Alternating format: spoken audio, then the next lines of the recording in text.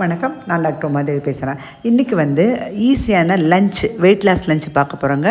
அது நம்ம டெய்லி அன்றாட சமைக்கிற சாப்பாட்டில் எப்படி குறைக்கிறதுன்னு பார்க்க போகிறோம். Tip number 1. இப்போ நம்ம வழக்கமாக சாப்பாடு நிறையா சாப்பிடுவோம், காய் கம்மியாக சாப்பிடுவோம். அதுக்கு பதிலாக சாப்பாடு நீங்கள் வழக்கமாக சாப்பிட்ற சாப்பாட்டில் பாதி வச்சுட்டு நிறைய காய் போட்டு ஒரு சாம்பார் பண்ணிடுங்க.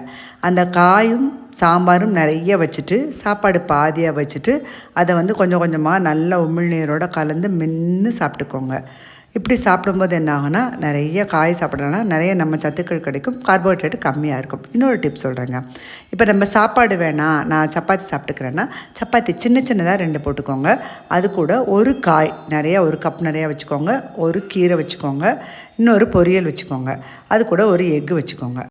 இந்த லஞ்சை நல்ல உமிழ்நீரோடு கலந்து மென்று சாப்பிடுங்க. இது மாதிரி சாப்பிடும்போது எடையும் குறையும், நமக்கு பசியும் தாங்கும், வெயிட் லாஸும் படிப்படியாக ஆகும். தேங்க்யூ.